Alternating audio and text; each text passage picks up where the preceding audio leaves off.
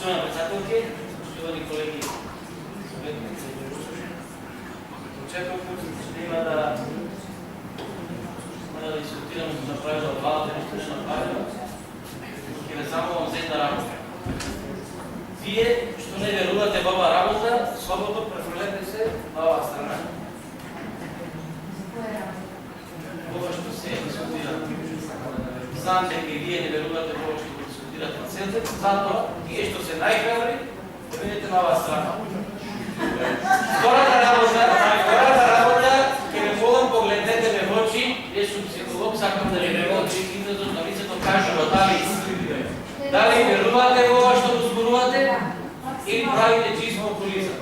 Значи слободно погледнете ме в очи да ме видам дали реално мислим или не реално. Добри сте. Благодаря. Почитувани колеги, од кога со манипулација? Значи цело време колегите наши кажуваат дека ова е една друга манипулација која што е пренесувате пред влијаните на општина Битола. Зошто ова го споруваме? Моите колеги претходно кажаа дека тука што вие не сакате да ги прифатите. Ниту има бегалци, ниту идат бегалците, ниту се на граница, ниту се тргнат. Тоа е во вашите замисли, во вашите идеи и во она што некој го каже од Скопје, дали е тој Никола Груевски, дали е тој шефот на кабинетот таму како викаат, против или некој друг. Не поседење на јавноста, ништо друго. Ајде сега ќе влеземе во реалноста зашто ова го спорува. Велите ќе додат во Република Македонија 200.000 бегалци. А реално колкава е таа бројка? Знаете колкава е? 4 градови колку Прилеп. 4 градови колку Прилеп. Република Македонија треба да изгради 4 прифатилишта колку Прилеп за да прифати 200.000 бегалци. Ова не е мата.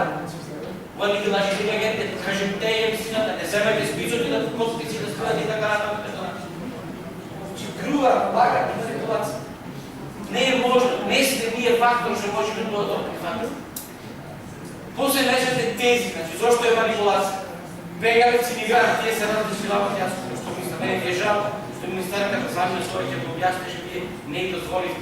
Вие прошувате нешто сосема друго, што нема врска со ова што денес дискутираме. Втората работа што целен кажувате дека на минатата седмица сте доискате одлука на која што ние сме напуштени. Тука беше стратегија. Вие, очитувани колеги, повторно со манипулација. И отврлите стратегијата која што ние немаме донесена. Таа беше дилемата и затоа ние решуваме на седмица. Многу ви е јасно зашто ви е занимава. Друга работа што сакам да ја споменам. Колегите и Касапов, и Валентин, и Наташа, и сите излегале со конкретни документи подпишани од ваши министри. Од луѓе кои што е носеле и тие, како што каже колегата, акциони планови и стратегии за бегалци и така натаму. Подпишани од Спиридон Истовец, подпишани од друг министр. Тие не беа ваши министри. Значи не важи. Се што беше во ваше време до пред 2 месеци не важи. Сега се што се случува сега од сега натаму и така натаму. Знаете свесни, кажете им на грегани дека Република Македонија подпишала, ратификувала меѓународни договори, меѓународни конвенции, кои што сме обврзани да ги почитуваме. Не да изгледуваме тука дека се меди млеко, дека ние сме тие кои што ги гледаат сме бегалци, дека ние сме против или ние сме заедно така начин. Меѓутоа, одиме го напред. Дали, ако утре ви кажат, бидејќи како што ги ви кажат, вие така правите, ви кажат дека треба да протестирате 2 месеци против тоа сигурноста, това е тема. Ветеран на секој вторник дојдете на контрапротести. Ветеран на секој вторник дојдете на некакви контрапротести, што ќе ви каже од централата. Сега ве натераја да збирате подписи дека ќе ни додат мигрантите на граница и тука ве излажали ќе сме докориле, а вие истото го правите на граѓаните на општина Битола.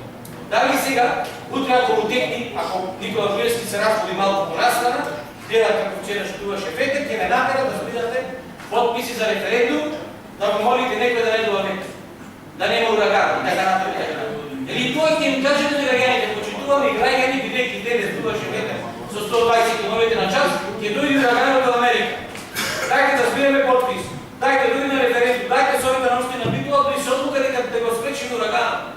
таму на пенисата да направиме преглед. Тоа сте со тие работи. Не балите работа да буди. На 15 октомври ќе ви кажам и за ураганот, и за бегалците, и за се што ова денес цел ден манипулирате со јавност.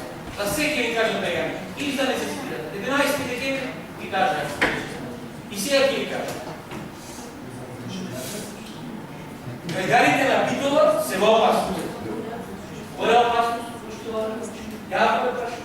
Знаете, да кажем, која е опасност? Каде гледате опасност? На телевизија? Имате наред свет? Имате гледачка на која си ви кажа дека има Битола опасност? Како ме луѓе?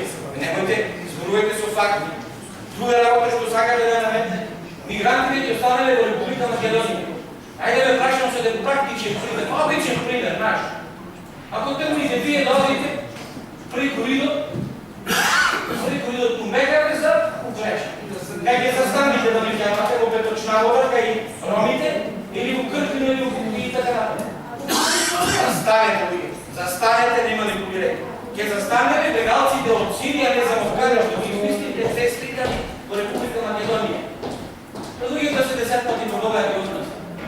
Зборуваат по 3-4 јазици. Тие ќе седат овде кај нас. Ние сме прифатиле да видиме транзитни, поминати, замените, што поминали и заминали.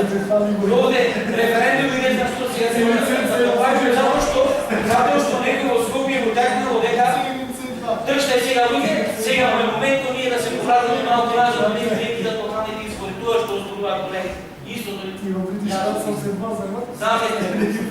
знам дека ова е луки вода, сето што зборувате денес. Меѓутоа, некој така ми кажа, вие сакате да говорите по таква работа. Да ме прашам една работа. Цело време кажете дека носиме одлука, носиме референдум, и носихме предходната седмица одлуката за условие на стратегија. Дали некој конкретно, значи во овој период сега, вчера, некои 10 дена, пред месец, побарал точно дека ние мора да одговориме дека како ќе изгледаме како за бега. Дали некој побарал, че сакам, прашам мене, сакам да ми објасните. Министерството за труд и социјала побара конкретно мисле. Ама не пишеше таму дали сакаме Советот да ни каже дали ќе ни рајте локацијата, пример, Кожањеви, за да изградиме кампови за студенти. Имаше таква работа? Имаше или немаше? Кажете отворено. Значи немаше. Имаше мислење за бегалци.